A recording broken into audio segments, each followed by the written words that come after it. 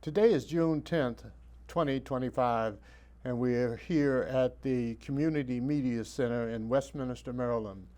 My name is Charles Harrison, and I'm joined today by Mr. Paul Ruehs. Thank you for joining us this morning, this afternoon, Paul, and for sharing your story of service. Let's begin with how did you become involved with the service, and what service? Oh, well, I was working in a factory in my hometown, Wayne, New Jersey, and I'd been there for almost 4 years, and I wanted to change. I wanted to do something different. My draft number is during Vietnam. My draft number was 140 something, and that particular year they called up to 50. So I was well past that. And then the following year they stopped the draft. They did away with it. So I didn't have to worry about actually, having to come into the military. But I wanted to do something different. I wanted to change. And I first thought about the Navy, and the reason was simply to travel, to do something different. But I always had a yearning to get into law enforcement. And at the time, I went to the local police, which was relatively small back then. It was a small township. I think they only had like 70 members. And the first thing they said was, did you serve in the military? I said no. They asked if I had any college. I said no, I didn't. So essentially they said, sorry, can't use you. So that was kind of always something I wanted to do, and didn't work out. Well, as luck would have it, I thought about coming into Navy, but several folks that I worked with in the factory had both been in the Air Force. And when I mentioned to them I was thinking to come into Navy, they were, why do you want to do that? It's a terrible thing. You're on a boat all the time. And they essentially said it wasn't a good deal. So I said, okay, but both of them were in the Air Force, and they had gotten out. They did 4 years, and they said, why not go in the Air Force? And my first expression was, well, I don't fly. And they said, well, you don't have to fly to come in. It's like a big city, and they have everything. And if you want to get into to be a cop, they have cops. So I said, okay, well, let me look at that. And a friend of mine actually went to the recruiter in my town with me, and it turned out that just who happened to be there was the person who recruited him into the Air Force, although that person now was a supervisor, and he was managing the whole area of northern New Jersey. So I thought, well, this sounds pretty good. If he likes his recruiter, then maybe Air Force is the way to go. So that's how I came in. Well, how was your first day? My first day in the Air Force? Yes. In basic training? Yeah. My first day was, why am I here? Did I make a mistake? It was a lot different than I had thought it would be. But, it was interesting looking back on it. It was.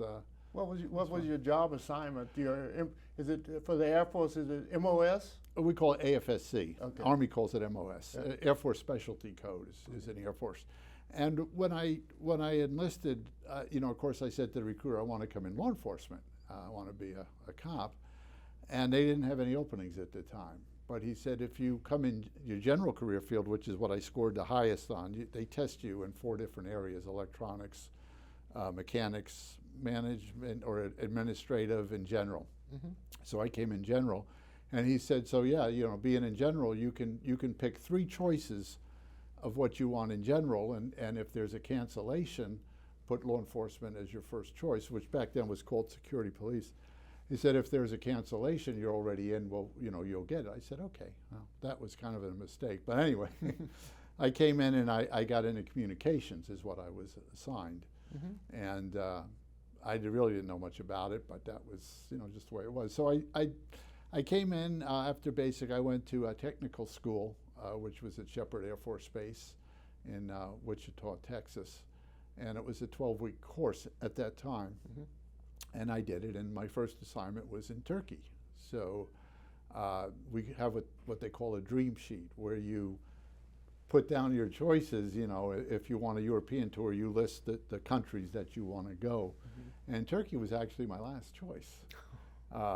And I got it, but when I went there, I actually liked it. You know, so many people said, "Oh, it's a terrible place. You'll hate it. You won't like it." But I loved it. I fell in love with it. In fact, I was there for 3 tours. I did really? in Turkey for a total of 12 years. So I came in communications, and then they had a program back then where if you wanted to re-enlist, you could re-enlist in a career field of your choice if it was available. Okay. Well, after doing 3 years in communications, fortunately, law enforcement was open. So I applied and was accepted, and for the rest of my time in the Air Force, I was a security policeman, law enforcement specialist. Oh, okay. So I had a happy ending. That's terrific. So in that specialized law enforcement field, were you exposed to civilian law enforcement training, or? Not so much. Some civilian training. We worked a lot with civilian police. But you know, the Air Force has some really good schools, and I was fortunate to go to a lot of different schools. Some of them were on the civilian side, but most were within the Air Force itself. And then, you know, as you make rank, you go into other special areas, and mine just kind of fell into counterintelligence. And that was where I spent mostly all of my civilian career. I retired from Department of Energy 2 years ago. So my background in civilian careers was helped by my military experience. I went to a lot of schools in the military. I wound up getting a bachelor's as well as a master's degree. So certainly, you know, the military for me was great. I really didn't have a bad assignment in the 25 years that I was in, but it set me up for my civilian career. That's terrific. Could you give me an experience that you had overseas in Turkey? Turkey is somewhat of an iffy place as far as relationships with the U.S. and terrorists and everything like that. Yeah. Did you have any experiences there which were memorable? Well, I met my wife there and got married there. That would be memorable. So I'd say if she's watching, that was definitely memorable. And we've been married now for almost 50 years. That's terrific. So that was certainly a big plus. As far as job-wise goes, you know, I was there for 3 different tours, and every tour was a different job, all within security and law enforcement. So that made it really great. And my last tour, I was at NATO, which was very, very interesting. As you rightly said, in the 80s when I was there and throughout the early 90s, there was a big terrorism threat. We dealt a lot with that. Some friends I know were involved in some terrorist incidents. Fortunately, I wasn't. But it was an interesting time to be in Europe. I was in Germany the latter part of the 80s in what we like to call the tip of the spear, because the East-West tensions were extremely high in the 80s. And you know, being in counterintelligence as I was and protecting sensitive information, there was a lot of stuff going on in that arena as far as, you know, protecting our information from those trying to get our information. And it was a fascinating time to be there. I was in Germany for 4 years, and I went back to Turkey, and that was in NATO. So there was always a lot of things going on. I tended to go into the training arena, talking about you know, protecting information, what to look for to protect oneself, you know, from harm. And actually, my last 4 years was spent as an instructor at the Air Force Senior NCO Academy in Maxwell Air Force Base, Alabama, and I taught leadership and management classes to senior NCOs. So that was probably leaving on a very, very high note, because we were the only school that taught senior NCOs. We got a lot of good treatment. I guess you could say our facilities were excellent. Students were all really good. So it was a really great time to cap out a 25-year career. You mentioned that your post-service career was Department of Energy. I was actually, yeah, when I got out, I taught for the Defense Security Service, which is now, they changed their name, I think it's the Counterintelligence and Security agency. But back then it used to be DIS. And DIS had two sides. They did background checks for contractors, and they also provided security oversight for contractors. And I taught the workforce there. And that was right here in Lithicum, Maryland. And then I got an offer to, right after 9/11, I got an offer to go work for a contractor supporting the FBI in DC. And I was a senior counterintelligence analyst with them for a while. We lost the contract when DHS started, but I was lucky to get picked up by Defense Intelligence Agency at Fort Detrick. So I was with them for quite a few years, and then I got a good opportunity to go with Department of Energy, and I was with them for about 13 years. That's where I retired in Germantown. So would you consider your service in the military gave you a leg up and provided some guidance to your career afterwards? Absolutely, no doubt. No doubt at all. Had I not chosen the path and been fortunate to have the training, the experience in the Air Force, I never would have got those jobs. And when I got out, I got an offer at a pretty high level, and I stayed at a fairly high level within the federal civilian workforce. All of that due to my training experience that the Air Force gave me, no doubt about it. Sometimes veterans and those folks in service have life experiences that makes coming home a little different. Tell me about your family life. Where you transferred a lot, away from home a lot? You said you married while in Turkey. 1975. Yeah, and then or 76, I'm sorry. 76, then coming home with your wife back to the States, I imagine after so many years that required some type of adjustment. Yeah, yes and no. I guess we kind of moved like every 3 to 4 years. We moved, and it's always a little bit different, but it was always kind of a good challenge. You know, if you get tired of being in one area, you pick up and you go to another area. I was, again, fortunate because most of the assignments that I put in for, I got those assignments, with the exception of Michigan, which K.I. Sawyer, it's long closed now, but it was up on the Upper Peninsula, extremely cold. And that was a little bit rough because we had snow like 8 months out of the year, and temperatures were very, very cold.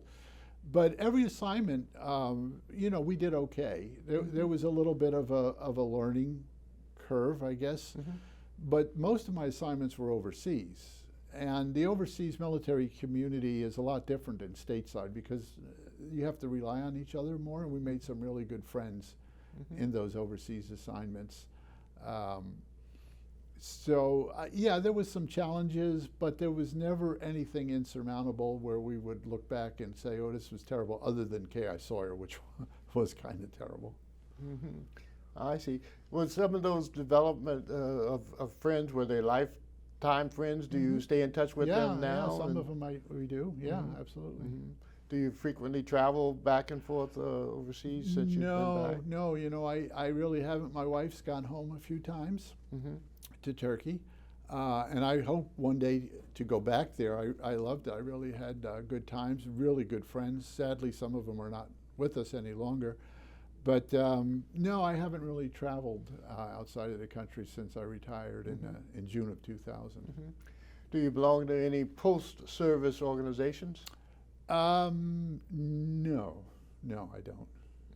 Yeah. Or you're just not a joiner, or time-wise you don't? Well, I teach part-time for right down the street here for Carroll Community College. Oh, okay. And I do different lectures. In fact, I have several things coming up with Carroll County Library in Finksburg and here in Westminster. So I keep myself busy as much as I want to, which is nice. You know, the type of things that I do, I more or less pick what I want to do and when I want to do it. But I'm content right now, although, yes, I would like to do some traveling. Paul, do you have any regrets? About the military? Military service, yeah. Absolutely not. Okay. You know, sometimes people say, do you miss it? Every day. Every day. Okay. And you know, what do I miss? I miss the camaraderie. I miss the common purpose of what we did. Mm-hmm. It may sound a little bit corny, but that's the way I feel. I think we were all in a mission together, and we were all striving for something that we could tangible, that we could see the results of. I worked a little bit for a private bank when I got out, and it was so different in that everything was about money. Mm-hmm. Now, federal government is also about money, saving money. Mm-hmm. But in the civilian workforce, at least for the bank that I worked for, that was the main thing. How much money can we make? How are we going to make it? How are we going to save and cut money? Because everything is about profit. And I wasn't used to it. I didn't enjoy that part of it. I see. Well, Paul, listen, I want to thank you for joining us today and for sharing your Pleasure. military service and experiences and for participating in this project. Thanks again for Pleasure. coming. It's my pleasure. Thank you so much for having me.